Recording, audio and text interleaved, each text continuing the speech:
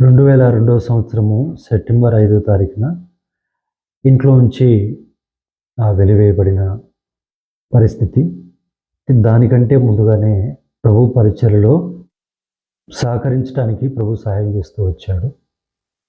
నేను ఏ సంఘానికి వెళ్తున్నానో, సహవాసానికి వెళ్తున్నానో, దైవ సేవకులు లేని సమయంలో మరి పరిచర్యను నడిపించడానికి, అలాగే అనేక స్థలాల్లో ప్రభువైన యేసుక్రీస్తు యొక్క సువార్తను ప్రకటించడానికి ప్రభు సహాయం చేస్తూ వచ్చారు.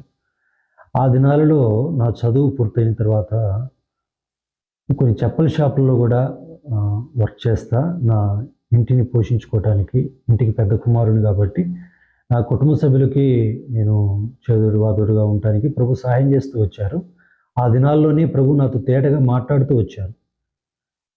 నా సేవ నువ్వు చేయాలి, నీ సమయం అంతా ఇక్కడే వెచ్చిస్తూ ఉన్నావు, నీ సమయం అంతా నాకు ఇవ్వాలి, నేను ఏర్పరచుకున్నాను నువ్వు సేవ చేయాలని ప్రభు వాక్యం ద్వారా, అలాగే మరి దేవుని యొక్క ఆత్మ ద్వారా, అలాగే సేవకుల ద్వారా కూడా మాట్లాడుతూ వచ్చాడు. ఆ దినాల్లో ప్రభుతో మరి ఈ విధంగా చెప్పాను, ఈ విధంగా ప్రార్థన చేశాను. ప్రభువా, మీ సన్నిధికి వెళ్ళి కొంత పరిచర్యలో సహకరించడమే ఎంతో కష్టంగా ఉంది, ఇంట్లో ఉన్న వ్యతిరేకతను బట్టి. మరి పూర్తికాలపు సేవలకు రావాలంటే మరి ఉన్న సమస్యలను బట్టి నేను ఎలాగ చేయాలి? మీ చిత్తం ప్రభువా, నా పట్ల మీ ప్రణాళిక ఏమై ఉందో, మీరు ఎలాగ నన్ను వాడుకోవాలనుకుంటున్నారో మీ చిత్తమే నా జీవితంలో నెరవేర్చండి, మీ చిత్తానికే నా జీవితాన్ని అప్పగించుకుంటున్నానని ప్రార్థించానండి. ఆ విధంగా మరి 2002 సంవత్సరం సెప్టెంబర్ 5 తారీఖున మరి మత పెద్దలందరూ వచ్చి నన్ను ఇంట్లోంచి మరి పంపించడం జరిగింది. ఆ విధంగా నేను బయటికి వచ్చానండి. ఆ విధంగా బయటకు వచ్చిన కొద్ది రోజుల తర్వాత ఒకరోజు మా ఇంటివారు జ్ఞాపకం వచ్చి, ఒకరోజు దేవుని మందిరంలో ప్రార్థన చేస్తూ ఉన్నా, కన్నీరు విడుస్తూ ఉన్నాను. ఆ రోజు ప్రభువు ఈ విధంగా చెప్పారు, ఎందుకు నువ్వు కన్నీరు విడుస్తూ ఉన్నావు? ఎవరో వెలివేశారని, ఎవరో నిన్ను త్రోసివేశారని అనుకుంటా ఉన్నావు. నా సేవ చేయడానికి నేను నిన్ను ఏర్పరచుకున్నాను, నేనే నిన్ను బయటికి తీసుకొచ్చాను, నేను నీకు తోడుగా ఉంటాను, నా సేవ చేయమని ప్రభు స్పష్టంగా నాతో మాట్లాడటం జరిగిందండి. దేవుడు ఎంత గొప్పవాడండి. దేవుని ప్రేమించే వారికి మేలు కలుగుటకై సమస్తమును సమకూడి జరుగుచున్నవి. ఆయన చిత్తం చేయడానికి మనం ఇష్టపడినప్పుడు, ఆయన చిత్తానికి మనం లోబడినప్పుడు మనలను ఎవరు కూడా హాని చేసేవారు ఎవరు లేరండి. మనుషులు మనల్ని నష్టపరచాలని, హాని చేయాలని అనుకున్నప్పటికీ అవి కూడా మనకు మేలుకరంగా దేవుడు చేయగలడు. ఒకప్పుడు ప్రభు సేవ చేయటం నాకు చాలా కష్టంగా ఉండేది. మరలా నేను ఇంటికి వెళ్ళేవాడిని, ఇంట్లో వ్యతిరేకత, ఇబ్బంది.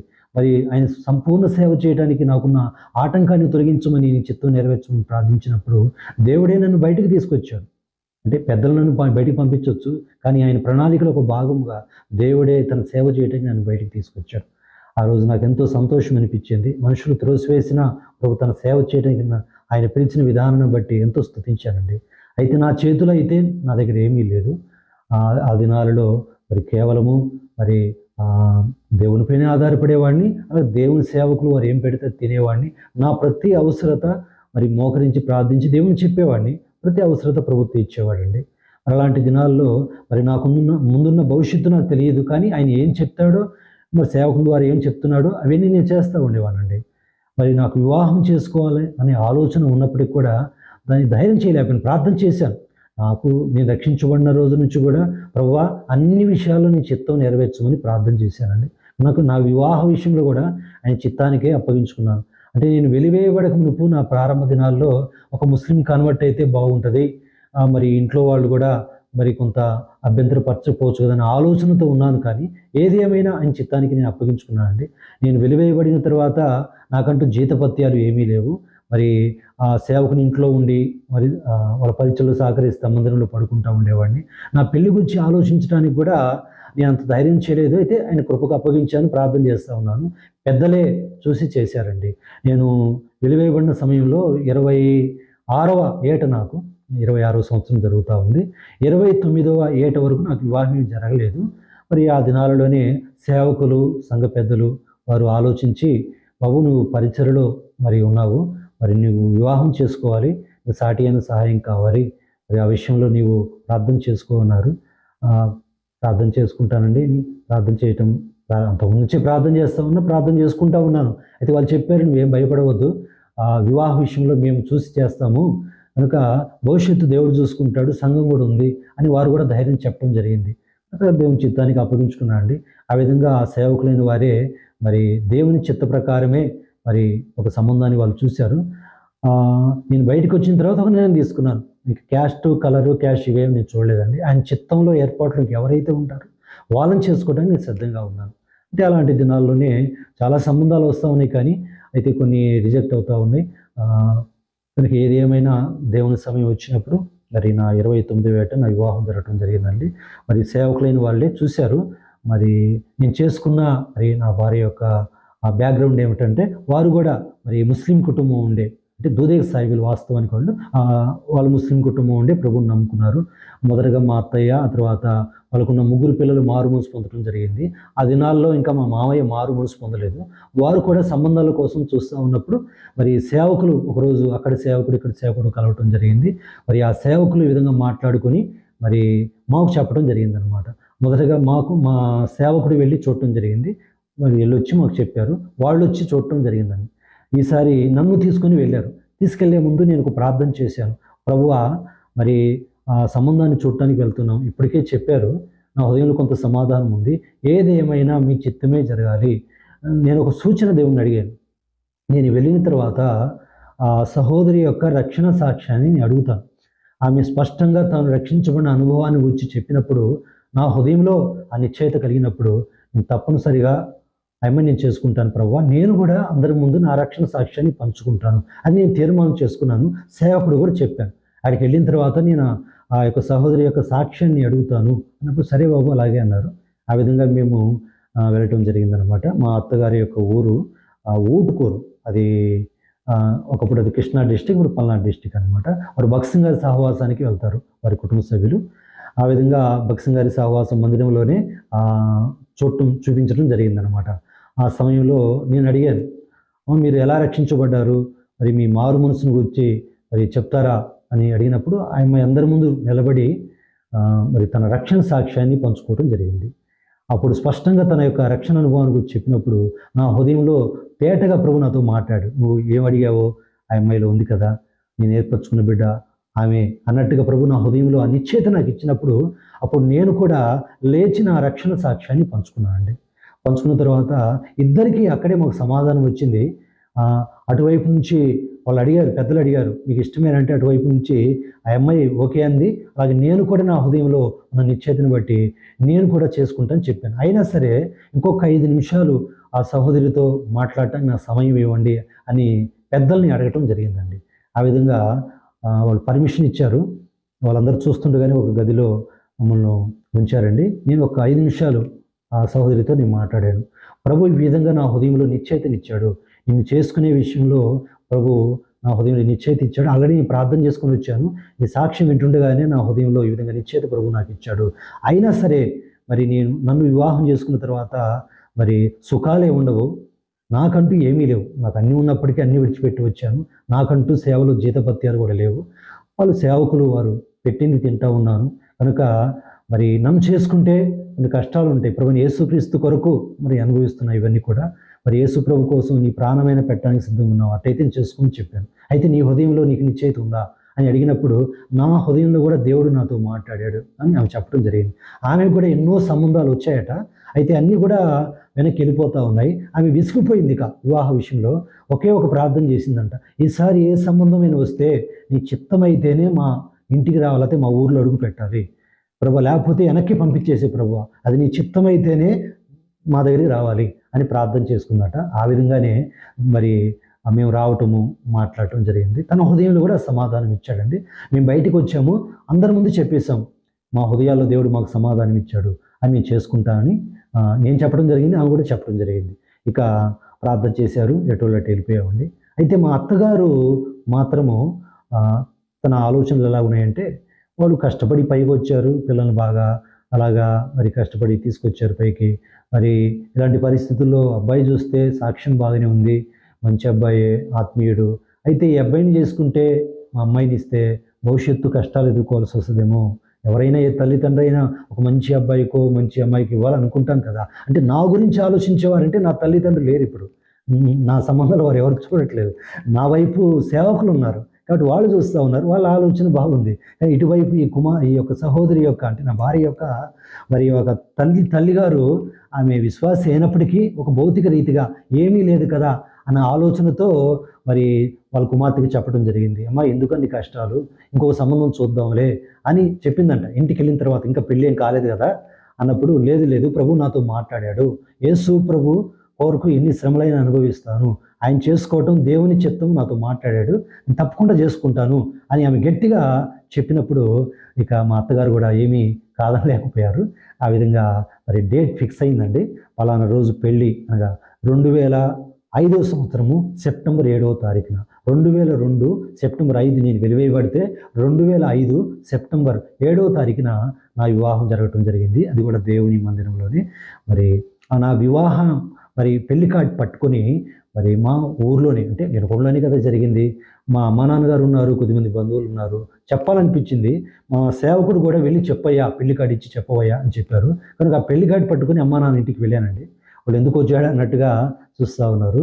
ఇక పెళ్లి జరగబోతుంది నాన్న, ఇలాగా పలానా డేట్లో మీరు రావాలి తప్పనిసరిగా అని పెళ్లి కార్డు ఇస్తే, అరే మేము చర్చిలో ఎప్పుడు అడుగు పెట్టలేదు, మేము ఎందుకు రావాలన్నా పెళ్లికి అన్నారు. పెళ్లి చేయమని చెప్పట్లేదు, పెళ్లికి రమ్మని అడుగుతున్నాను నేను, మీకు ఇష్టమైతేనే రండి అని నేను వాళ్ళని చెప్పడం జరిగింది. సరే చూద్దాంలే అన్నారు.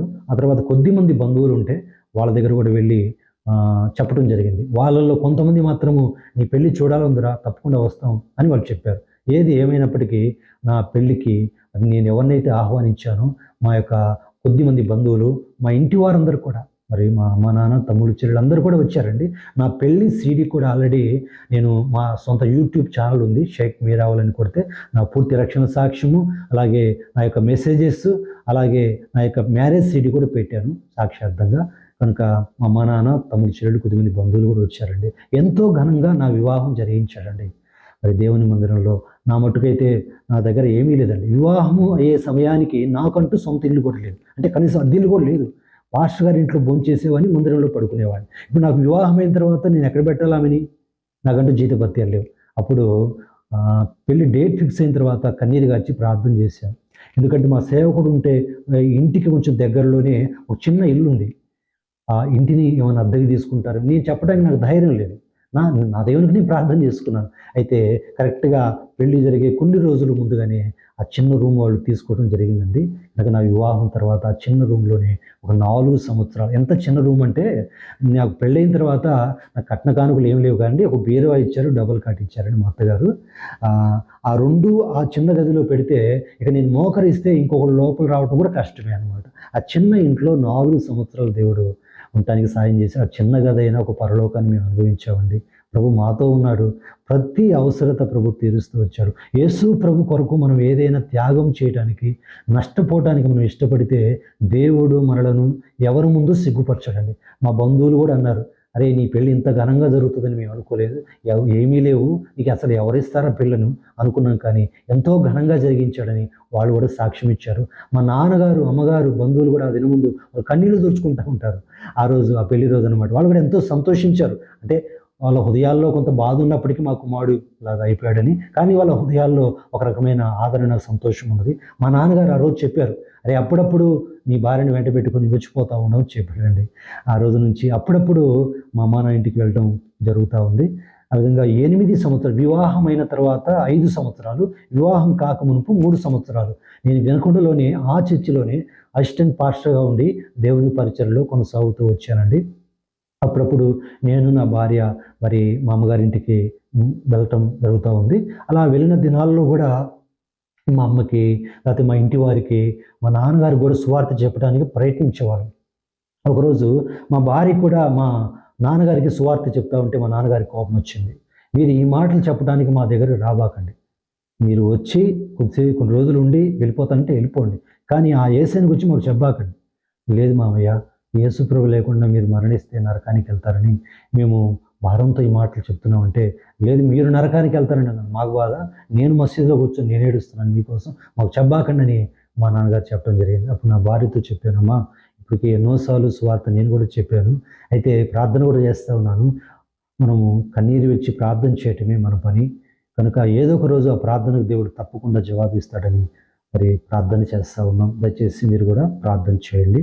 ఆ విధంగా వెనుకొండలో 8 సంవత్సరాలు నేను అసిస్టెంట్ పాస్టర్గా సేవ చేసిన తర్వాత అక్కడున్న సేవకులు వారందరి చేతనే ప్రార్థన చేయించుకొని బయటకు వచ్చేసానండి. అయితే వచ్చిన తర్వాత నర్సాపేట పక్కన గోళ్లపాడు అనే ఒక చిన్న గ్రామంలో దేవుడిచ్చిన నడిపింపును బట్టి విశ్వాసంతో అక్కడ పరిచర్యను ప్రారంభించడం జరిగిందండి. ఆ పరిచర్య ప్రారంభంలో అక్కడ ఒక చిన్న గృహంలో ఉండి పరిచర్య చేస్తూ ఉండేవారు. ఒక గృహాన్ని అద్దెకు తీసుకొని మరి ఫ్యామిలీతో వచ్చి అక్కడ ఆరాధన స్టార్ట్ చేద్దాం అనుకుంటే మరి కొంతమంది గృహం ఇస్తానని చెప్పి కూడా వెనక్కి వెళ్ళిపోయేవారు. మరి చివరికి మేము వద్దాం అనుకునే సమయానికల్లా మేము ఇవ్వమని చెప్పేవాళ్ళు.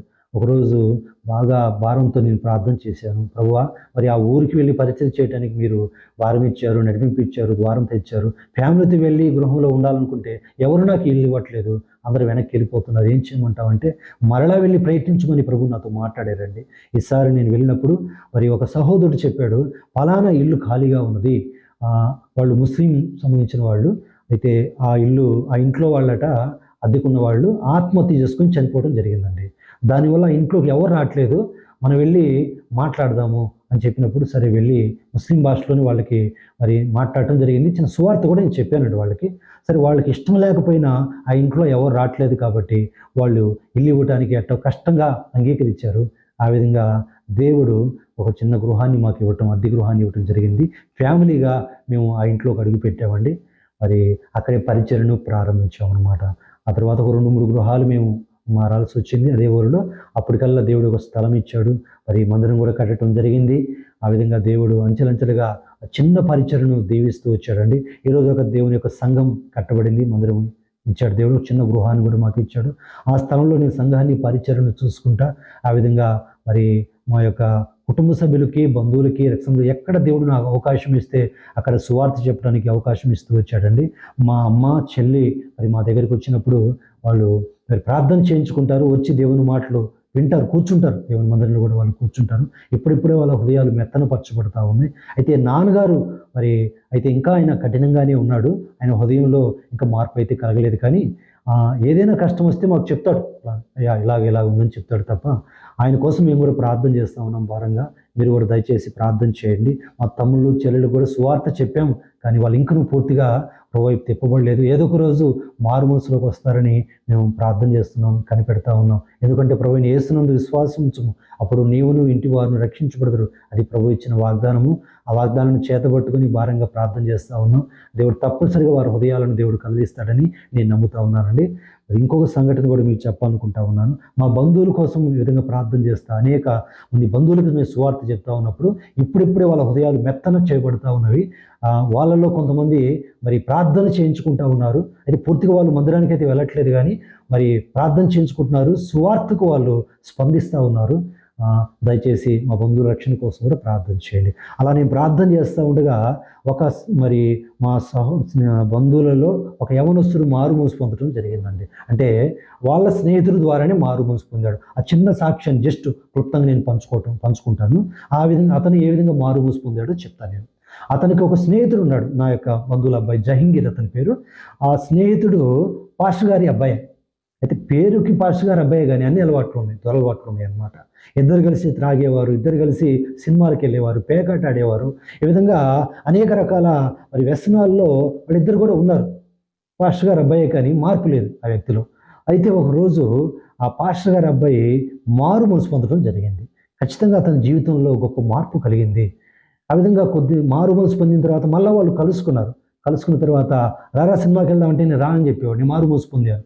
మరి పలానా చోటుకి వెళ్దాం రా అంటే నేను మారు మనసు పొందాను, ఆ స్థలానికి రా అని చెప్పేవాడు. అదేంద్రా కొన్ని రోజుల్లోనే ఇంత మార్పు వచ్చిందా, ఏం పిచ్చి మాటలు మాట్లాడుతున్నావు, వెళ్దాంరా అంటే లేదు నేను నిజంగా మారు మనసు, ఒకప్పుడు జీవితం వేరు, ఇప్పుడు జీవితం వేరంటే అతను వచ్చిన మార్పును ఇతను గమనించాడు, కానీ ఇతనికి అర్థం కాలేదన్నమాట. అయితే ఆ అబ్బాయి కూడా సువార్త చెప్తా ఉండేవాడు. అయితే వాళ్ళిద్దరు కొంత వాదోపవాదంలో జరిగినప్పటికీ ఒక సంఘటన మరి మా యొక్క బంధువుల అబ్బాయి మీద పట్టడం జరిగిందనమాట. ఒకరోజు ఈ పాస్టర్ గారి అబ్బాయి మారు మనసు పొందిన తర్వాత మరి మా బంధువుల అబ్బాయి జహంగీర్ వాళ్ళ ఇంటికి వెళ్ళటం జరిగిందనమాట. ఇద్దరు కలిసి కొంచెం ప్రార్థన చేసుకుందామంటే నేను ప్రార్థన చేసుకోవటం ఏంది, నువ్వు చేసుకున్నట్టు చేసుకో అని చెప్పేసి మరి ఒక గది చూపించాడంట. ఆ గదిలో ఆ అబ్బాయి ఒక్కడే, పాస్టర్ గారి అబ్బాయి మోకరించి ప్రార్థన చేయడం జరిగింది. ఒక గంటన్నర ఆ గదిలో ప్రార్థన చేసుకొని ఇక మరి నీ ఇంటికి వెళ్ళిపోతుందని చెప్పి వెళ్ళిపోయాడంట. ఆ అబ్బాయి ప్రార్థన చేసుకున్నంతసేపు మరి జహంగీర్ అనే అబ్బాయి లోపల గదిలో అడుగు పెట్టలేదు అనమాట. అయితే ఆ అబ్బాయి వెళ్ళిపోయిన తర్వాత ఏదో పనుండి లోపలికి వచ్చేసాడు. ఏదో ఆ పని మీద ఆ గదికి వచ్చినప్పుడు ఆ గదిలో ఒక ప్రత్యేకమైన పరిమళ వాసన వస్తుందంట. అంటే అంతకుముందు ఏ సెంటుకి సంబంధించిన పెట్టలేదు ఆ గదిలో. కానీ ఏదో పరిమళ వాసన, ఒక ప్రత్యేకమైన మధురమైన వాసన వస్తుందంట. తనకు ఏందా ఇలా వస్తుందని, నేనేం పెట్టలేదని ఆలోచన వచ్చినప్పుడు వెంటనే తనకేమనిపించిందంటే, అంతకుముందు నా స్నేహితుడు ఈ గదిలో ప్రార్థన చేసుకున్నాడు కదా! ఇతను వెళ్ళిపోయిన తర్వాత ఏదో ప్రత్యేకత కనపడిందే ఇక్కడ ఈ గదిలో అన్నది అతని హృదయంలో పడిపోయిందనమాట. అంటే ఒక పరిమళ వాసన ఆ గదిలో నుంచి రావటం గమనించాడనమాట. ఆ ప్రత్యేకమైన దైవ సన్నిధి అక్కడ ఉండటం కూడా గమనించాడనమాట. ఆ విధంగా యేసు ప్రభు వైపుకు ఆకర్షించబడటానికి ఒక కారణం ఒకటైతే, రెండోది ఆ పాస్టర్ గారి అబ్బాయిలో వచ్చిన మార్పు ఒక కారణం అనమాట. ఈ విధంగా మరి తను చెప్పిన సువార్త, అతనిలో వచ్చిన మార్పు, ఆ గదిలో వచ్చిన పరిమళ వాసన, ఇవన్నీ ఇతని మీద ప్రభావితం చూపాయి. దానికి తోడుగా మరి ఈ అబ్బాయి చిన్నగా చర్చికి తీసుకెళ్ళటం, వాళ్ళ నాన్నగారికి పరిచయం చేయటం, వాళ్ళ నాన్నగారు కూడా సువార్త చెప్పటము, ఇతను కొన్ని డౌట్స్ క్లారిఫై చేయటం, ఈ విధంగా జరగటం జరిగింది. ఆ విధంగా ఇతను కూడా మారు మనసులోకి రావటం జరిగింది. మరి తన ఇంట్లో తెలిసినప్పుడు తనకు కూడా చాలా వ్యతిరేకత వచ్చింది. కానీ మరి ఆ పాస్టర్ గారు వాళ్ళు ఏం చేశారంటే, వాళ్ళు కేరళ పంపించడం జరిగింది. వాళ్ళ ఇంట్లో ఉన్న వ్యతిరేకతను బట్టి మరి పెట్టకుండా కేరళ పంపించేశారు. వాళ్ళు కూడా చాలా ఆటంకాలు ఎదుర్కొన్నారు పాస్టర్ గారు వాళ్ళు కూడా. కేరళ వెళ్ళిన తర్వాత అక్కడ బైబిల్ కాలేజీలో చదివాడు. ఆ కేరళలో ఉన్న ఒక విశ్వాసిని వివాహం చేసుకున్నాడనమాట. ఆ విధంగా ఆ బైబిల్ కాలేజీకి సంబంధించిన వారే అతని చదువు పూర్తయిన తర్వాత, బైబిల్ చదువు, అతన్ని మిషనరీగా మరి బీహార్లో బక్సర్ అనే ప్రాంతంలో మరి ఫ్యామిలీగా పంపించడం జరిగిందనమాట. అనేక సంవత్సరాలుగా తను ఫ్యామిలీతో బీహార్లో బక్సర్ అనే ప్రాంతంలో మిషనరీగా ప్రభువు పరిచర్య చేస్తూ ఉన్నాడు. నేను కూడా కొన్ని సంవత్సరాల క్రితము ఆ ప్రాంతానికి వెళ్ళి మరి వారిని దర్శించి అక్కడ నేను కూడా పరిచర్య చేసి రావడం జరిగిందనమాట. ఈ విధంగా మా స్నేహితుని, మా బంధువుల కుటుంబంలో కూడా ఒక యవనస్తుని పట్టుకుని ప్రభు సేవలో వాడుకుంటున్నాడు. నాకంటే బలంగా దేవుడు ఆ సహోదరుని వాడుకుంటున్నాడు. అనేక దేశ విదేశాల్లో కూడా వాడుకుంటూ ఉన్నాడు. నాకైతే చాలా సంతోషం. అతను మారు మనసు పొందిన తర్వాత నేను అప్పటికే వెలివేయబడిన దినాలు నేను మందిరంలో ఉంటా ఉన్నాను. మరి నా దగ్గరికి వచ్చి, బాబాయ్, నేను బాబాయ్ని అవుతాను, బాబాయ్ ఈ విధంగా నాలో కూడా మార్పు వచ్చింది, నేను కూడా యేసుని నమ్ముకున్నానంటే నాకు చాలా సంతోషం అనిపించింది. ప్రభువా, ఇంకా నీ బిడ్డ పట్ల నీకున్న సంపూర్ణ చిత్తాన్ని నెరవేర్చండి అని ప్రార్థన చేశానండి. అద్భుతంగా అతన్ని కూడా దేవుడి సేవకు పిలవటం, ప్రభు సేవలో ఉండటం జరిగింది. అటువైపు తనకున్న బంధువులకి, అలాగే ఇటువైపు మాకున్న బంధువులకి మేమందరం సువార్త చెప్తా ఉన్నాం, ప్రార్థన చేస్తూ ఉన్నాం. ఇప్పుడిప్పుడే చాలామంది మా బంధువులు మమ్మల్ని అర్థం చేసుకుంటూ ఉన్నారు. ఒకప్పుడు మమ్మల్ని ద్వేషించిన వాళ్ళు, తునీకరించిన వాళ్ళు కూడా ఈరోజు మా చేత ప్రార్థన చేయించుకుంటూ ఉన్నారు. మేము మంచి స్థితిలో, మంచి ఉన్నతమైన స్థానంలో యేసుక్రీస్తుని బట్టి ఉంటాము. అంటే మేమంతా కోల్పోయి అన్ని విడిచిపెట్టి బయటకు వచ్చాం. కానీ ఈరోజు వారికంటే మేమే ఎంతో మంచి మరి స్థానంలో, భౌతికంగా కావచ్చు, ఆత్మీయంగా కావచ్చు, మాలో ఉన్న సంతోషం కానీ, ఆ దైవికమైన ఆనందం కానీ, ఇవన్నీ కూడా ఆశీర్వాదాలు కానీ వాళ్ళు చూసి వాళ్ళు కూడా ఆశ్చర్యపోతూ ఉన్నారు. దయచేసి మీరు ప్రార్థన చేయండి. నేను సేవలోకి వచ్చిన తర్వాత మరి అనేక స్థలాలలో మరి సువార్త చెప్పడానికి, నా సాక్ష్యం చెప్పడానికి నాకు దేవుడు అవకాశం ఇస్తూ వచ్చాడండి. అయితే సువార్త సేవలో కూడా మరి చాలా ఆటంకాలు నాకు వచ్చాయి. వ్యక్తిగతంగా కావచ్చు, ఆ తర్వాత మరి ప్రత్యేకమైన కోరికల్లో నేను సాక్ష్యం కానీ, వాక్యం చెప్తున్నప్పుడు కానీ, మరి కొన్ని స్థలాల్లో అయితే మరి నేను సాక్ష్యం చెప్తా ఉన్నప్పుడు మరి నేను వ్యతిరేకంగా ఏది మాట్లాడలేదు. కానీ యేసు ప్రభు ద్వారా నేను ఏం పొందుకున్నాను, ఎలాంటి రక్షణ పొందుకున్నాను, ఒకప్పుడు నాకు మసీదులో మరి దొరకటువంటి ఆ రక్షణ ఆనందాన్ని ఏ విధంగా పొందుకున్నాను క్రీస్తులు అనేది నేను బహిరంగంగా సాక్ష్యం ఇస్తూ ఉన్నప్పుడు చాలామంది మసీదులో వాళ్ళు వచ్చేసి నన్ను ఆటంకపరిచేవారు, నన్ను వ్యతిరేకించేవారు, చాలా ఇబ్బంది పెట్టేవారు. నేను కూడా మరి నాకు తెలిసిన సత్యాన్ని, అయితే ఒక ఖురాన్లో నాకు తెలిసిన విషయాలు నేను కొంత చెప్పేవాడిని. కానీ వాళ్ళు వినటానికి ఇష్టపడేవాళ్ళు, నన్ను తిట్టి పంపించేవారు. కొన్నిసార్లు అయితే నన్ను ఎవరైతే వాక్యం చెప్పడానికి మీటింగ్ పిలిచేవాళ్ళో వాళ్ళు కూడా భయపడి నాకంటే వెనక్కి వెళ్ళిపోయేవారు, వాళ్ళు వ్యతిరేక కొడతారేమో అని చెప్పేసి. కానీ ప్రభు నా పక్షా నుండి ఎన్నోసార్లు నన్ను ఆ యొక్క ముస్లిం ప్రజల నుండి కూడా దేవుడు కాపాడుతూ వచ్చాడు. ఒక స్థలంలో అయితే గుంటూరు పక్కన అనమాట, ఒక మీటింగ్లో వాక్యం చెప్తా ఉన్నాను. సాక్ష్యం మొదలు పెట్టానండి. ఈ లోపు ఒక ఆయన పరుగున వచ్చాడు నా సాక్ష్యమిని. అందరూ చూస్తుంది కానీ కేకలేసుకుంటూ వచ్చాడు. చాలా గొడవ చేశాడు అక్కడ. ఆయన్ని సద్దుమనిపించి కూర్చోబెట్టారు. కానీ ఆ తర్వాత అతనికి మరి నా సాక్ష్యాన్ని వ్యక్తిగతంగా చెప్పినా సరే అతను వినలేదు. అరుచుకుంటా, కేకలేసుకుంటా, తిట్టుకుంటా వెళ్ళిపోయాడండి. చంపుతాను అది ఇది అని చెప్పేసి వెళ్ళిపోయాడు. కానీ అతని కోసం ప్రార్థన చేశాం. కానీ మరి ఆ వ్యక్తి అయితే మారు మనసు పొందలేదు. కానీ ఈ మధ్య కాలంలోనే కరోనా వచ్చి అతను చనిపోవడం జరిగింది. ఈ విధంగా అనేక స్థలాలు వెళ్ళిన ప్రతి స్థలంలో కూడా ఏదో ఒక వ్యతిరేకత నేను అనుభవిస్తూనే ఉన్నాను. కొంతమంది ఒక స్థలంలో, తెలంగాణలోనే ఒక ప్రాంతానికి వచ్చి ఒక రాత్రికాల సమయంలో మరి నేను సాక్ష్యం చెప్పినప్పుడు అక్కడ మరి ఒక బాప్టిస్ట్ చర్చ్ అనుకుంటాను, ఆ రోడ్డు మీద పెట్టారండి. మరి మరి ఎక్కడో మరి నేను ఎప్పుడైతే సాక్ష్యం చెప్పడం మొదలు పెట్టానో కరెంటు పోయేది. నేను మళ్ళా కరెంట్ వచ్చేది. మళ్ళా సాక్ష్యం చెప్పడం మొదలుపెట్టేది, మళ్ళా కరెంట్ తీసేసేవారు. అంటే ఖచ్చితంగా ఎవరో ఆటంకపరుస్తున్నది అర్థమైంది. నేను ఇంకా పబ్లిక్‌గా చెప్పేసాను. బాబు మీరెవరో ఆటంకపరుస్తున్నారు. ఆ! మీరు మీరు కూడా సత్యాన్ని వింటే మంచిది. నేను ఎవరికీ వ్యతిరేకంగా రాలేదు. యేసు ప్రభువులో నేనేం పొందుకున్నానో ఆ సత్యాన్ని గురించి, ఆ రక్షణ గురించి చెప్పడానికి వచ్చాను. కొద్దిసేపు దయచేసి మీరు డిస్టర్బ్ చేయబాకండి అని చెప్పిన తర్వాత ఆగిపోయిందండి. సరే ఉదయకాలంలో ఇక మరి ఆ పాస్టర్ గారు ఎవరైతే నన్ను పిలిచారో ఆ పాస్టర్ గారి దగ్గరికి వచ్చేసి ఆ ముస్లిం ప్రజలు వాళ్ళు వచ్చి చెప్పారట. రాత్రి మేమే ఈ విధంగా డిస్టర్బ్ చేశాము. ఆయన ఏందో చెప్తున్నాడు సాక్ష్యమని వ్యతిరేకంగా మా ముస్లింకి అల్లాహకి వ్యతిరేకంగా లాభం లేదు.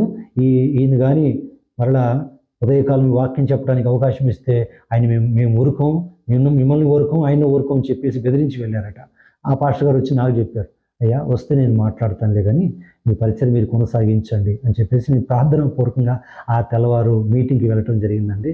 అయితే మీటింగ్ అయితే ఘనంగా దేవుడు జరిగించాడు. వాళ్ళు బెదిరించారు కానీ వాళ్ళు ఎవరు నా దగ్గరికి రాలేదండి. ఈ విధంగా ఎన్నో వ్యతిరేకతలు, ఎన్నో ఆటంకాలు వచ్చినప్పటికి కూడా ఈ రోజు వరకు కూడా ప్రభు తన మహాకృప చేత ప్రభు నన్ను నడిపిస్తూ వచ్చాడండి.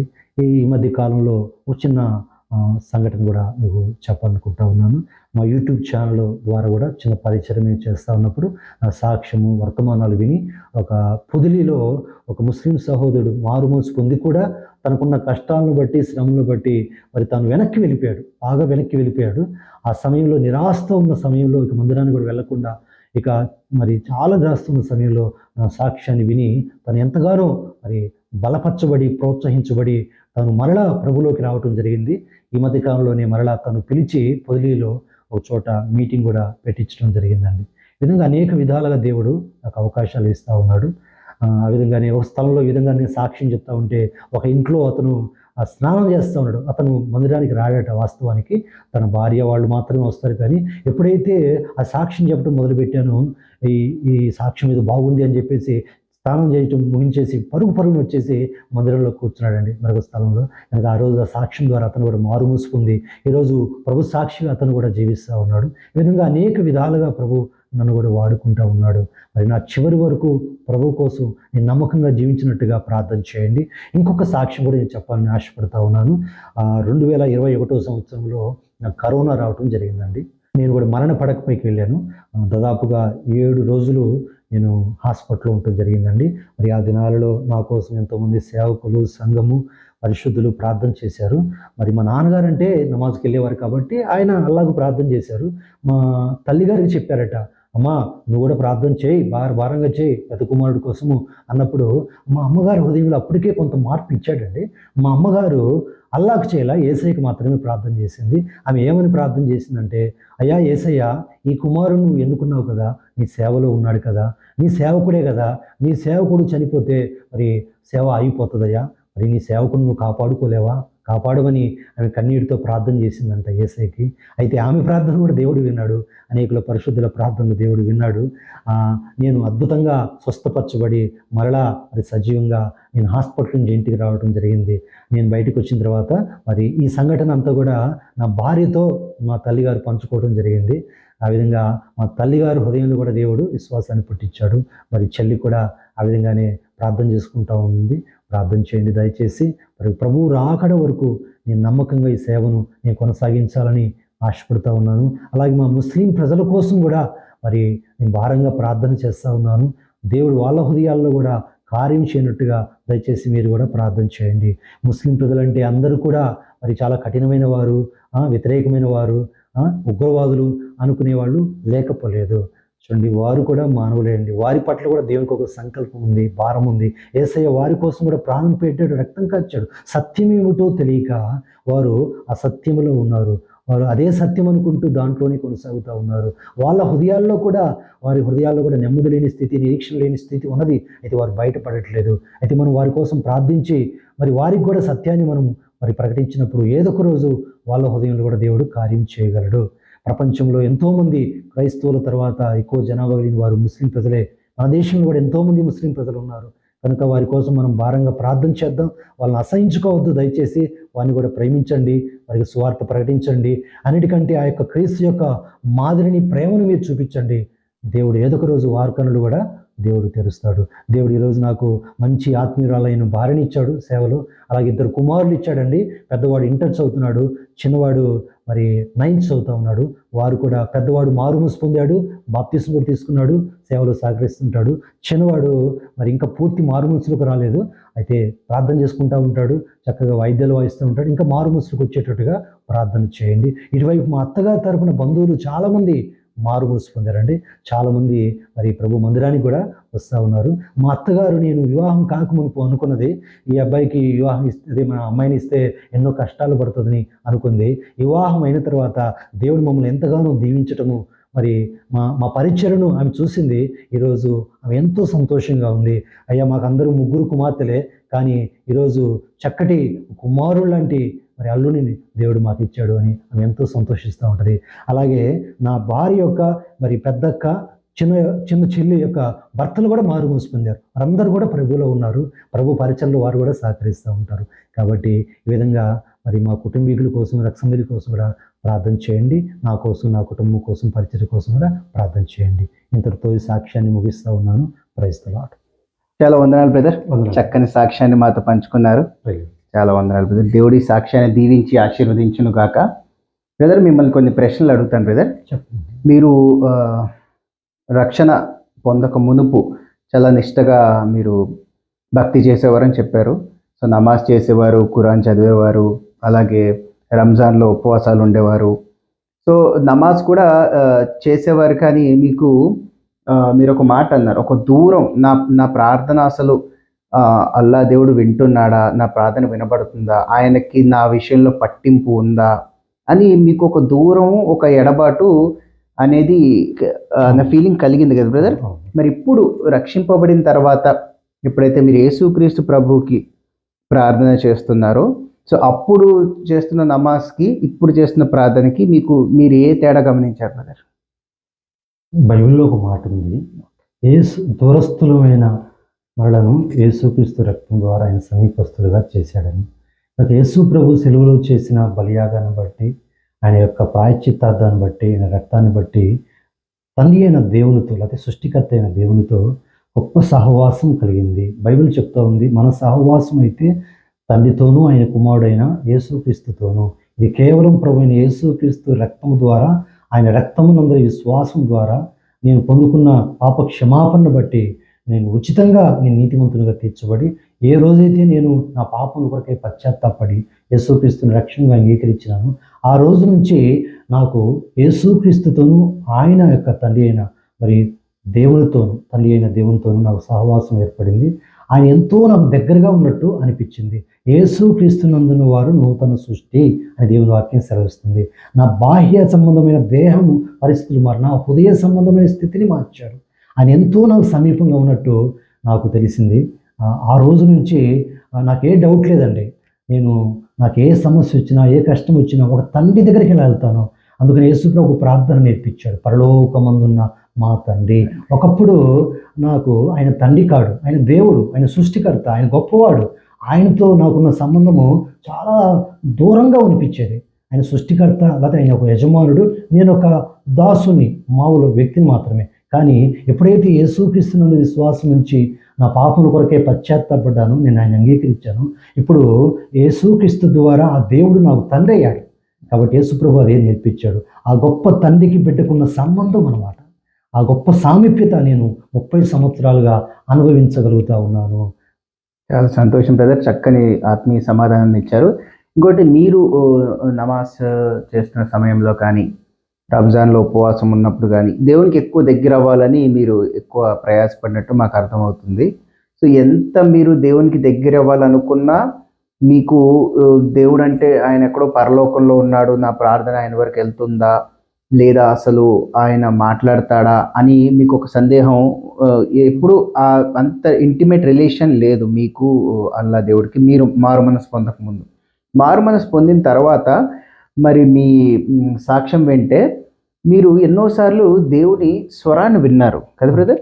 మరి అది హృదయంలో విన్నారా, చెవులారా విన్నారా? అది మీరు స్పష్టత ఇవ్వండి. అలాగే మరి లేచి ప్రార్థన చేసుకో అని మీరు పడుకున్న సమయంలో దేవుడు మీతో మాట్లాడడము, అలాగే ఎన్నో విషయాల్లో, ఇంకా మరెన్నో విషయాల్లో మీరు దేవుని స్వరము విని, ఎందుకంటే అప్పుడు మీకు బైబిల్ తెలియదు, వాక్యం తెలియదు కాబట్టి, సో ఇంతకు ముందు వినని స్వరం, ఇంతకు ముందు మీరు 17 సంవత్సరాల్లో ఎన్నడూ దేవునితో అటువంటి స్వరము వినే సహవాసం మీరు లేనప్పుడు యేసు ప్రభులోకి వచ్చిన తర్వాత ఆయన స్వరాన్ని వినడము, అలాగే ఆయన దగ్గర సంబంధం కలిగి ఉన్నప్పుడు మీకు ఎలా అనిపించింది బ్రదర్?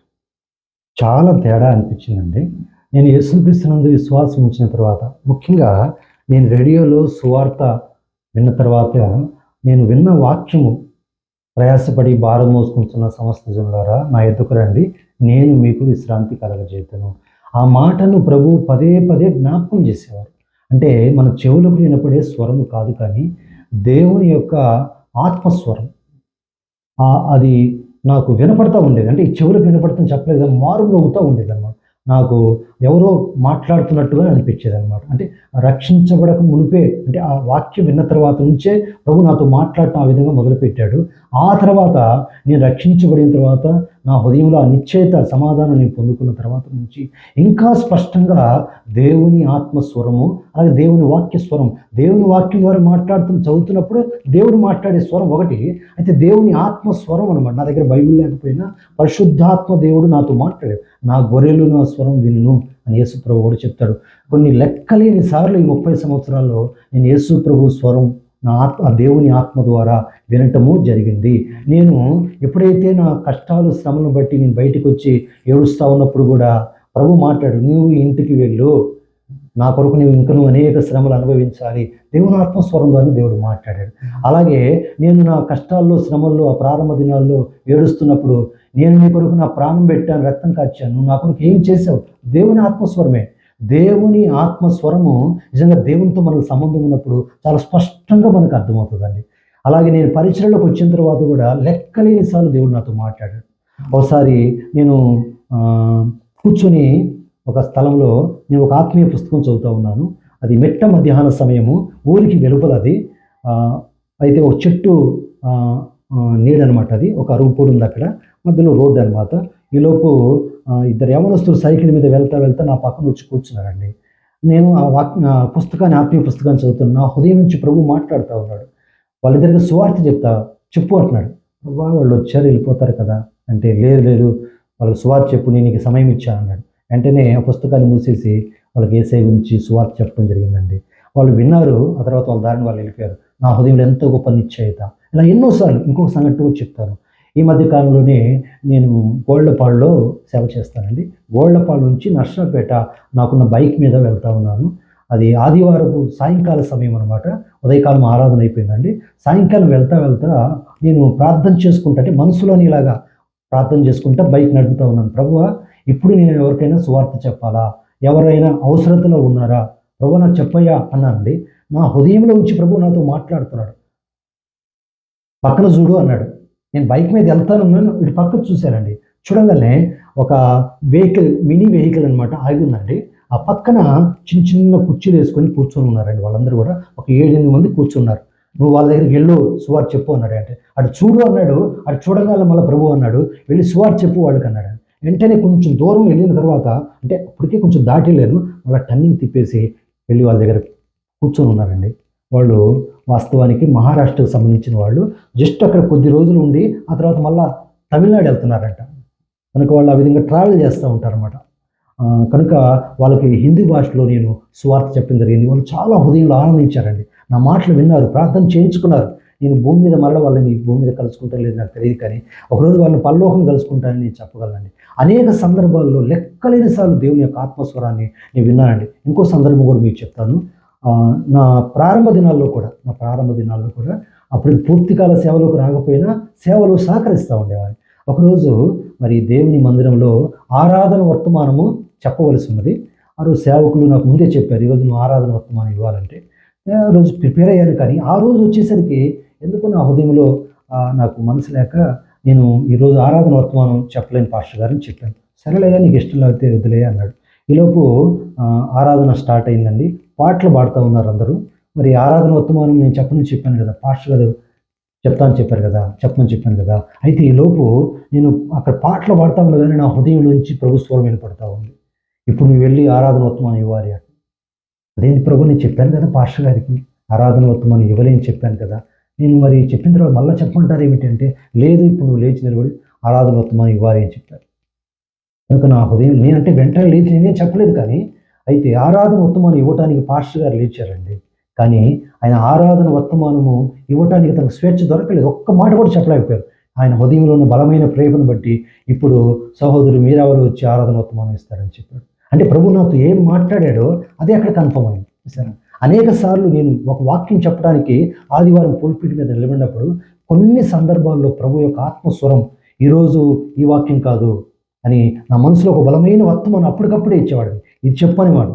కనుక ఆ రోజు ప్రభు నాతో ఏం మాట్లాడాడో, ఏం చెప్పమని నాతో మాట్లాడో అదే వాక్యం చెప్పేవాడిని.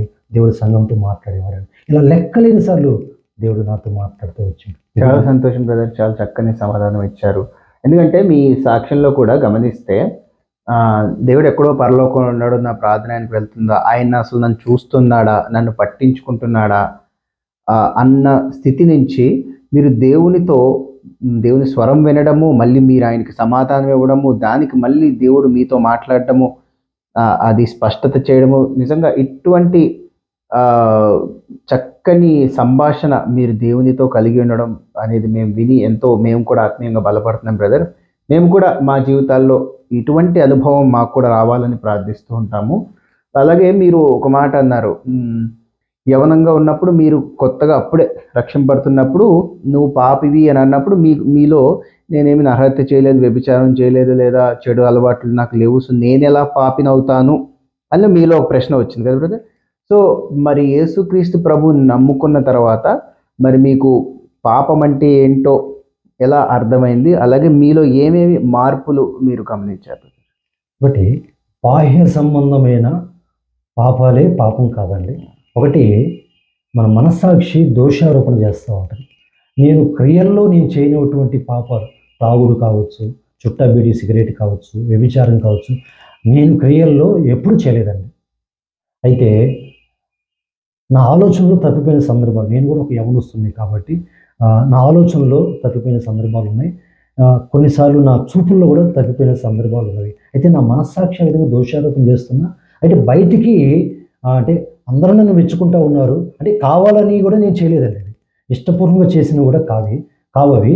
అయితే బాహ్య సంబంధమైన నీతి కార్యాలు, నీతి క్రియలు ఇవి నేను చేస్తూ వచ్చాను. రంజాన్ ఉపవాసాలు పాటిస్తూ వచ్చేవాడిని, నాకు తెలిసిన మరి నమాజ్ చేసేవాడిని, అలాగే బాహ్యంగా కూడా ఎంతో మంచివాడిగానే ఉండేవాడిని.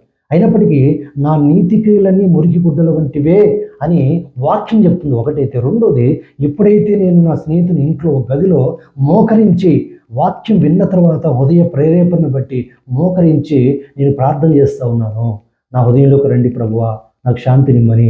అయితే దుష్టులకు నెమ్మది ఉండదని దేవుని వాక్యం సెలవిస్తూ ఉందండి. అంటే నా హృదయంలో మనస్సాక్షి దోషారోపణ ఉంది, కానీ దాన్ని అదిమపడుతూ వచ్చాను. కానీ ఆ రోజు ఎప్పుడైతే నేను మోకరించానో, నా తప్పులు ఏమైనా ఉంటే క్షమించాయా, అంటే నేను నిజంగా చేశాను లేదు తర్వాత సంగతి, క్రియలు నేను చేయలేదు. అయితే బాహ్య అంతరంగంలో ఉన్న నా ఆలోచనలో తప్పిపోయిన స్థితి ఉంది. కానీ ఎప్పుడైతే ప్రభు నా తప్పులు ఏమైనా ఉంటే క్షమించమని అడిగానో, వెంటనే నాలో ఉన్న రహస్య పాపము, అంటే నా ఆలోచనలో చూపుల్లో తప్పిపోయినవి, అంటే నా నీతి క్రియలన్నీ మురికి గుడ్డల వంటివి అనిపించింది. నేను ఒక్కసారిగా నేనెంత ఘోర పాపినో అన్నంత గ్రహింపు కలిగిందండి. చూడండి, ఒక కటిక చీకట్లో ఉన్న వ్యక్తి తను ఏం చేస్తున్నాడో, ఎక్కడ ఉంటున్నాడో అర్థం కాదండి. ఎప్పుడైతే ఆ వెలుగు అనేది ఆ చీకటి గదిలోకి వస్తుందో, అంటే స్పష్టంగా ఆ గదిలో ఏముందో, ఆ చీకట్లో ఉందో కూడా అర్థమవుతుంది. మానవ పాపి హృదయంలో ఉన్న చీకటి అది అర్థం కావాలంటే దైవ సన్నిధిలో, ఆయన ముఖకాంతిలో మాత్రమే అది మనకు అర్థమవుతుంది. అందుకనే మరి మోషే కూడా అంటాడు 90 నీ ముఖకాంతిలో మా రహస్య పాపములు కనపడుచున్నవి. ఆ రాత్రి ఆ విధంగా నా రహస్య పాపములను, నా ఆలోచనలు, తలంపులు, చూపుల్లో ఇవన్నీ కూడా నా నీతి క్రియలు సైతం మురికి గుడ్డల వంటివి. అంటే ఒక్కసారిగా ఒక మురికి గుడ్డ వేసుకొని ఎలాగ దేవుని సన్నిధిలో దేవుని నిలబడ్డాను నాకు అర్థమైంది. నేను పాపినని, నేను పరిశుద్ధులని గ్రహించాను. ఆ రాత్రి నా పాపం కొరకై పశ్చాత్తాపడినప్పుడు నా హృదయంలో స్థిరమైన రక్షణ నిశ్చయితిచ్చాడు. నా పాపాలన్నీ క్షమించబడ్డ నిశ్చయితిచ్చాడు. నేను మారు మనసు పొందిన తర్వాత, అంటే ఆ రాత్రి నుంచి నాలో వచ్చిన మార్పు ఏమిటంటే, ఇక బాహ్యంగా మంచి క్రియలు చేయటమే కాదు, నా అంతరంగంలో సైతం ఒక చిన్న ఆలోచన రాగానే వెంటనే నేను పశ్చాత్తాపడ్డం.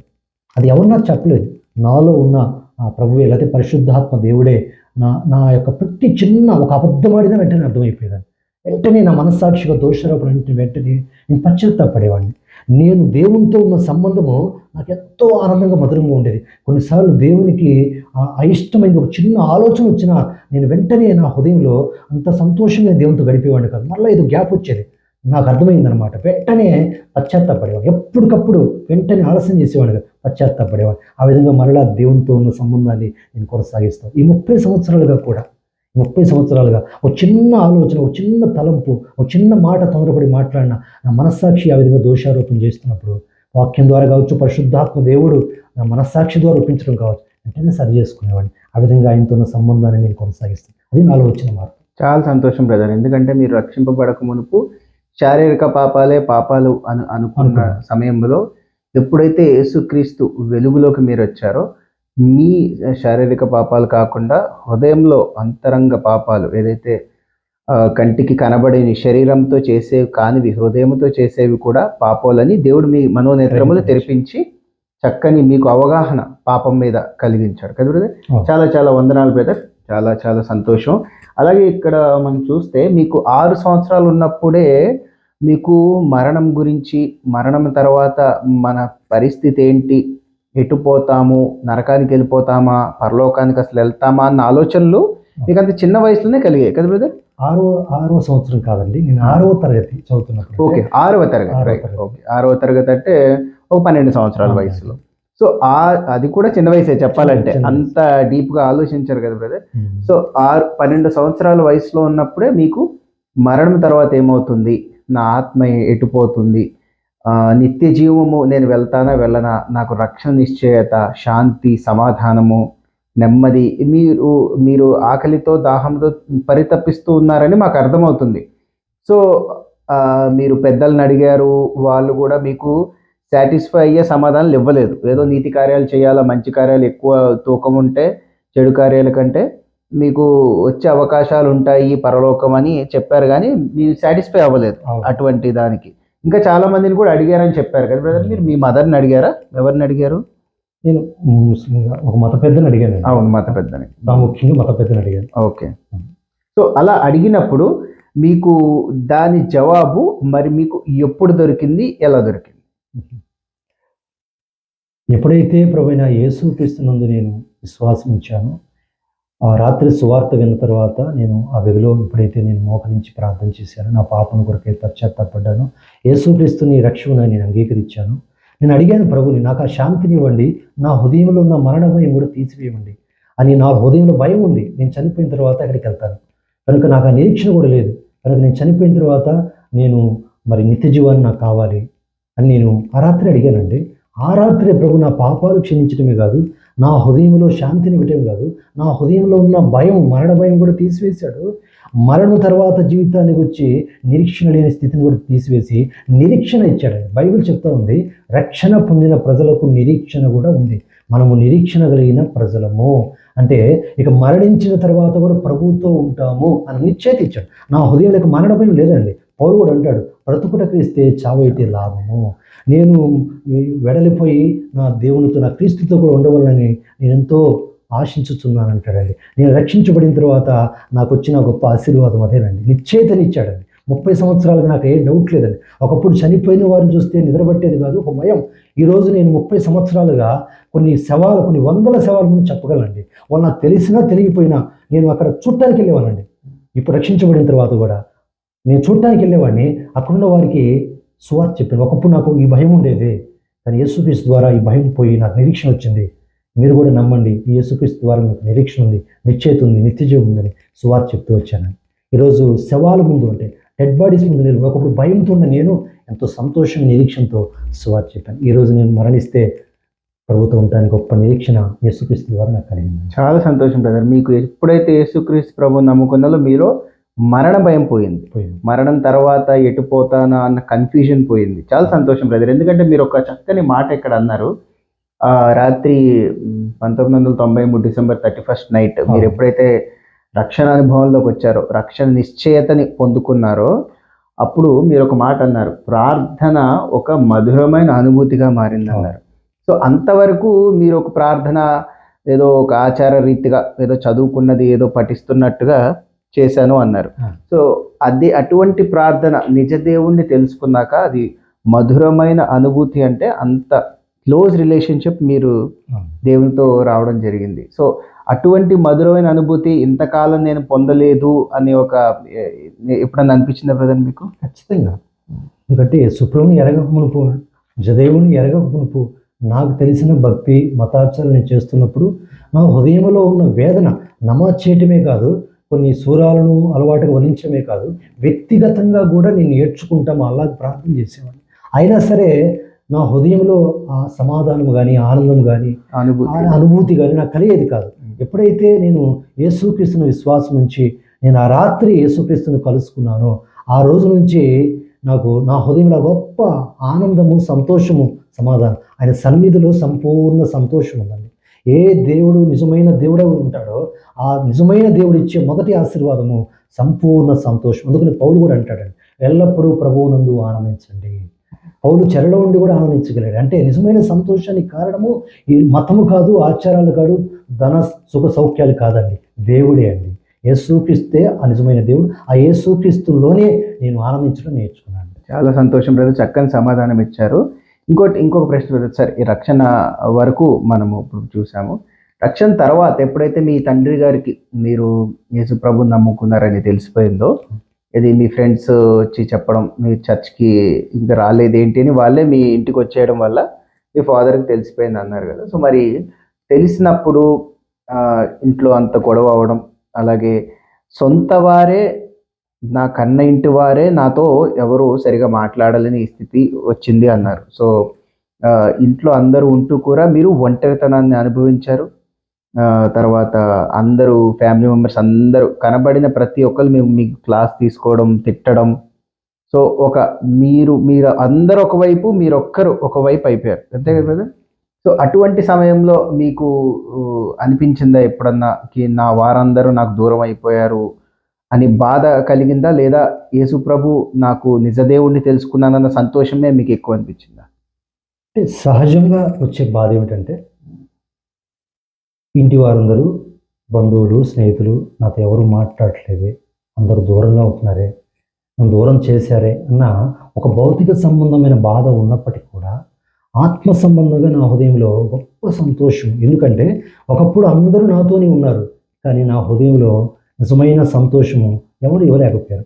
నా మతం ఇవ్వలేదు, నా ఆచారాలు, మా పెద్దలు, మా బంధువులు, స్నేహితులు వాళ్ళందరూ ఉన్నప్పుడు కూడా నా హృదయంలో ఒంటరితనం అనుభవించాను. కానీ మనుషులు ఈరోజు నన్ను ఒంటరివారు చేసి అందరూ దూరం అయిపోయారు. కానీ నిజమైన సృష్టికర్తను దేవుని ఎరిగిన తర్వాత నా హృదయంలో నా ఆత్మ సంబంధంలో ఒంటరితనం పోయిందండి. అప్పుడు మిగతా వారు ఎవ్వరూ ఉన్నప్పటికీ కూడా నేను పొందినటువంటి తృప్తి, ఆనందము, సంతోషము నేను ఒంటరిగా ఉన్నప్పుడు కూడా యేసుక్రీస్తులో పొందుకున్నాను. కనుక నాకు ఏ బాధ లేదండి, వాస్తవం ఆత్మసం ఏ బాధ లేదండి. అంతకు ముందు కంటే ఇంకా ఎక్కువ సంతోషాన్ని అనుభవించాను. బైబిల్లో ఒక మాట రాయబడింది, క్రీస్తు అనుగ్రహించే సమాధానము మీ హృదయములలో ఏలుచుండని, సమస్త జ్ఞానములకు ఇచ్చిన క్రీస్తు సమాధానం మీ హృదయములలో ఏలుచుండనియుడి. అదేనండి యేసు ప్రభు ఇచ్చే సమాధానం. ఆశ్చర్యమైంది, అది జ్ఞానములకు మించిందండి. మనుషులు ఏమనుకుంటారంటే భౌతికంగా అన్నీ బాగుంటేనే సంతోషంగా ఉండగలం అనుకుంటారు, అందరూ ఉంటేనే బాగుంటాం అనుకుంటాం. అది కాదండి వాస్తవం. కానీ యేసుక్రీస్తు ఉంటే ఎవరున్నా లేకపోయినా మన హృదయంలో మునుపెన్నడూ లేటువంటి ఆదరణ, ఆనందము, సంతోషము అనుభవించగలం.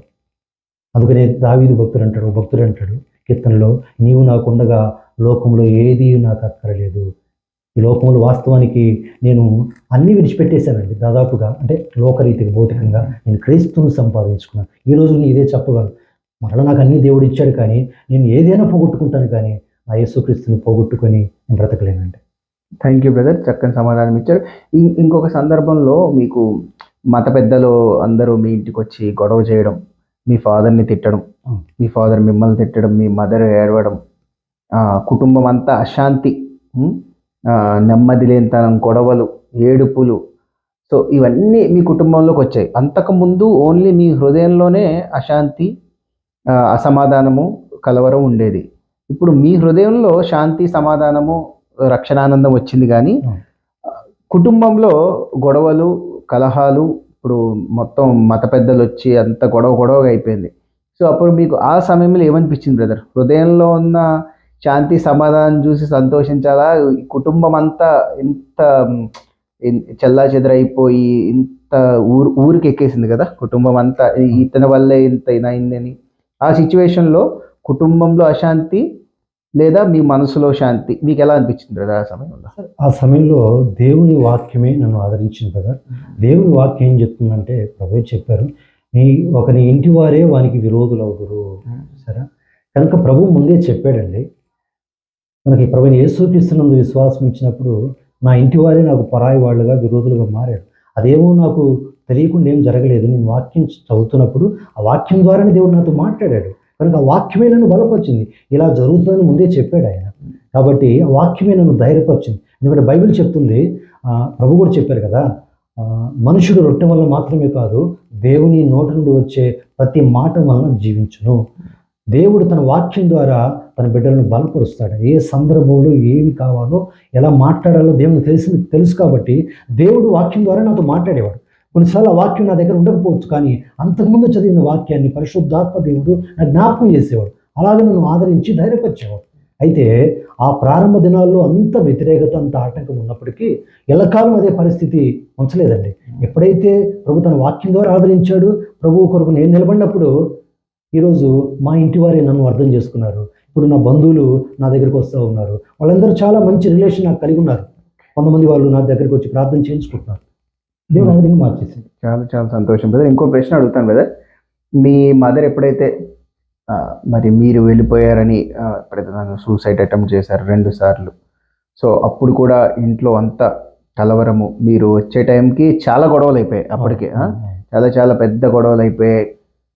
మీరు చిన్నప్పటి నుంచి మీరు ఎక్కువ మీ మదర్ని ఎక్కువ ఇది క్లోజ్గా ఉండేవారు కదా. సో మరి అటువంటి తల్లి నా వల్ల ఇంత కన్నీరు పెట్టుకుంటుంది, ఆమెను ఇంత ఏడిపిస్తున్నాను, ఆమె నా కోసం ఆమె చనిపోవాలి, నేను భూమి మీద ఉండకూడదు అన్న స్థితి తీసుకొచ్చాను. కుటుంబాల్లో ఇంత నా తండ్రికి ఆనందం లేదు, తల్లికి ఆనందం లేదు, ఇన్ని గొడవలు కేవలం నేను యేసుప్రభువుని నమ్ముకోవడం వల్లే, వేరే కారణమే లేదు. ఎందుకంటే మీరు ఏదో చెడు అలవాట్లు ఉన్నాయనో ఇంకోటో కాదు. కాబట్టి ఎప్పుడైనా మీకు మనసులో యేసుప్రభుని నమ్ముకోకుండా ఉంటే అమ్మ ఈ స్థితికి వచ్చేది కాదు, నాన్న గొడవలు, అప్పుడు ఆ టైంలో అడుగుతున్నాను. సో ఇలా యేసుప్రభుని నమ్ముకోకుండా ఉంటే బాగుండేదా అని ఎప్పుడైనా అనిపించిందా? అలా ఎన్నడూ అనిపించలేదండి. ఇంకోటి చెప్తాను, మా అమ్మగారు చనిపోయే పరిస్థితి అది నాకు తెలియదు వాస్తవానికి పూర్తిగా. అయితే ఆ చెన్నై పట్టణంలో ఉన్నప్పుడు దేవుడే నా హృదయంలో ఒక బలమైన భారం కలిగించి ఆత్మ ప్రేరేపణ చేత ఆ రాత్రి నా చేత ప్రార్థన చేయించారు.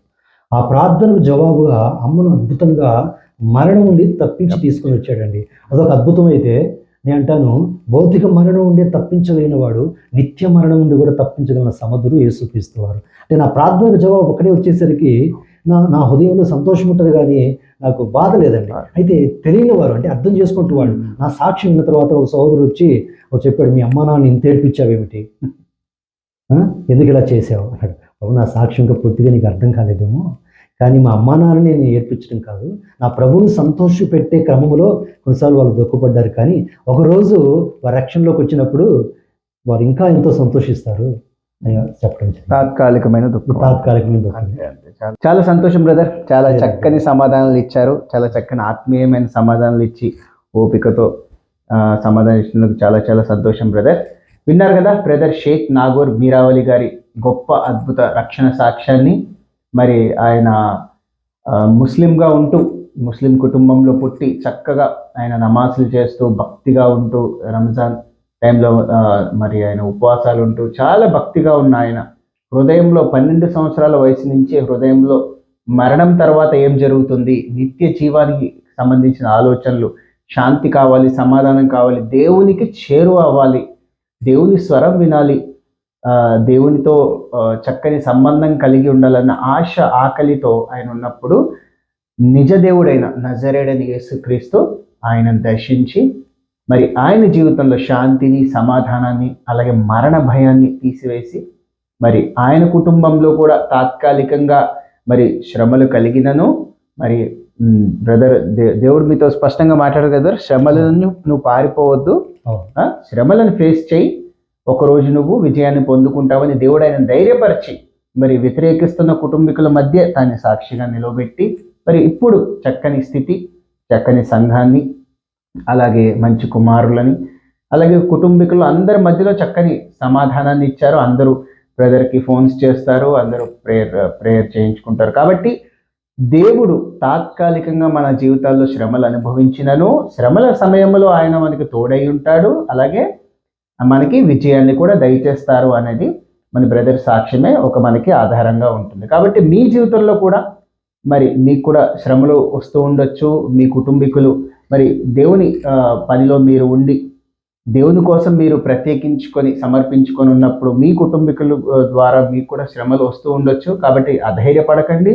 ఇప్పుడు మీరు ప్రజెంట్ శ్రమలలో ఇంకా కాలంలో ఉండుంటే సో మీరు అధైర్యపడకండి, నిరుత్సాహపడకండి. బ్రదర్ సాక్ష్యాన్ని మీరు ఒక ఆధారంగా తీసుకొని బ్రదర్కి విడుదల కలిగించి సత్యంలో తీసుకొచ్చి గొప్ప సేవ జరిగించుకుంటున్న దేవుడు మీ జీవితాల్లో కూడా అతి త్వరలోనే మీకు విడుదల కలిగించి గొప్ప సేవ మీ ద్వారా జరిగించుకోబోతున్నాడని మనకి సాక్ష్యం ద్వారా ఒక స్పష్టత వచ్చింది. అలాగే మరణం తర్వాత ఏం జరుగుతుంది, మీరు ఇప్పుడు ఈరోజు ఈ క్షణం మరణిస్తే మీ స్థితి ఏంటి, మీ ఆత్మ ఎక్కడికి వెళ్తుంది, మీరు పరలోకం వెళ్తారా, నరకం వెళ్తారా? మరి యేసుక్రీస్తు ప్రభువుని మీ సొంత రక్షకుడుగా అంగీకరించి మీ పాపాలు ఒప్పుకొని పశ్చాత్తాపపడి మరి ఆయన ముందు మీ హృదయాన్ని కుమ్మరించి మీరు పరిశుద్ధాత్మ ద్వారా మీరు ప్రేరేపింపబడి ఎప్పుడైతే మీరు మరి మీ పాపాలు ఒప్పుకొని పాప క్షమాపణ పొందుతారో ఖచ్చితంగా మీ ఆత్మ నిత్య జీవనంలోకి దేవుడు తీసుకుని వెళ్తాడు. లేని ఎడల యేసు ప్రభువుని నమ్ముకోకుండా మీ పాపములోనే మీరు జీవిస్తున్నట్లయితే నిశ్చయముగా మీ ఆత్మకి పరలోకములో మరి ఆహ్వానం ఉండదు. కాబట్టి మీ ఆత్మను కాపాడుకోండి. ఒకరు సర్వలోకమును సంపాదించుకొని తన ఆత్మను పోగొట్టుకుంటే వాడికి ఏమి లాభము, ఏమి ప్రయోజనము? కాబట్టి మనం అందరం చూస్తున్నాం కరోనా సమయంలో ఎంతమంది మరి మరణించారో మనం చూసాం. కానీ బ్రదర్కి దేవుడు కరోనా సమయంలో 7 రోజులు మరణ పడక మీద నుండి ఆయన దేవుడు లేపి స్వస్థత దయచేసి తన తల్లి కూడా యేసుక్రీస్తు ప్రభువుకి ప్రార్థన చేసే స్థితి, ఏ తల్లి అయితే యేసుక్రీస్తు ప్రభువుని నువ్వు వదిలేస్తావా లేదా నేను చనిపోతాను అన్న తల్లి యేసుక్రీస్తు ప్రభువుకే ప్రార్థన చేసి నా బిడ్డని రక్షించు అనే స్థితికి దేవుడు తీసుకొచ్చాడంటే మరి యేసుక్రీస్తుని నమ్ముకున్న వారికి తాత్కాలికమైన శ్రమలున్నా అంతములో విజయము వారిదే, అంతములో విజయం ఎల్లప్పుడూ మనదే ఉంటుంది. కాబట్టి మరణము ఎప్పుడు వస్తుందో మనకు తెలియదు. కాబట్టి సిద్ధపాటు కలిగి ఉందాం. మరణ భయంను విడిచిపెట్టి యేసుక్రీస్తు ప్రభువును హత్తుకుంటే బ్రదర్ జీవితంలో జరిగిన గొప్ప కార్యాలే మీ జీవితంలో జరుగుతాయి. కాబట్టి మీ జీవితంలో కూడా దేవుడు గొప్ప సాక్ష్యం ఇచ్చి ఉండవచ్చు. మరి మీ సాక్ష్యం మీ హృదయంలోనే ఉండి మౌనముగా ఉండాలనే దేవుని చిత్తం కాదు. సో మాకు కాల్ చేయండి, మీ యొక్క సాక్ష్యాన్ని మాతో పంచుకోండి. మా ద్వారా దేవుడు ఎంత గొప్ప కార్యాలు చేశారో మనందరం కలిసి దేవుని మహిమపరుద్దాం. ఎన్నో ఆత్మలు రక్షింపబడటకు మన సాక్ష్యం కారణంగా ఉండాలని ప్రార్థించుకొని ప్రార్థనాపూర్వకంగా మీరు కూడా రావాల్సిందిగా మనవి చేసుకుంటూ షేక్ నాగూర్ మీరావలి గారి సాక్ష్యాన్ని దేవుడు దీవించి ఆశీర్వదించి ఆయన పరిచర్యను, ఆయన సంఘాన్ని ఇంకా అత్యధికముగా సేవ ఆయన ద్వారా దేవుడు జరిగించుకోవాలా. ఇంకా ఎంతోమంది తన కమ్యూనిటీ వాళ్ళు ముస్లిమ్స్ అందరూ మరి రక్షింపబడాలా. ఆయన సాక్ష్యమే ఎంతో మందిని యేసుక్రీస్తు వైపు తీసుకురావాలని మనం కూడా ప్రార్థన చేద్దాం. ఆయన కుటుంబం, ఆయన బ్రదర్ ఎంత ధైర్యం చేసి మరి తన సాక్ష్యం చెప్తూ ఉండగా ఆయనకి సంపూర్ణ రక్షణ దేవుడు కలుగు చేయాలని, శారీరక రక్షణ దేవుడు కలుగు చేయాలని, అలాగే ఆత్మీయంగా కూడా తన చిన్న కుమారుడు కూడా సంపూర్ణ రక్షణలోకి తీసుకురావాలని, ఆయన కుటుంబం అంతటిని దేవుడు భద్రపరిచి క్షేమంగా ఉంచాలని ప్రార్థిస్తూ మరి ఈ సాక్ష్యాన్ని ముగిస్తున్నాం. అందరికీ praise lord Jesus. Praise lord.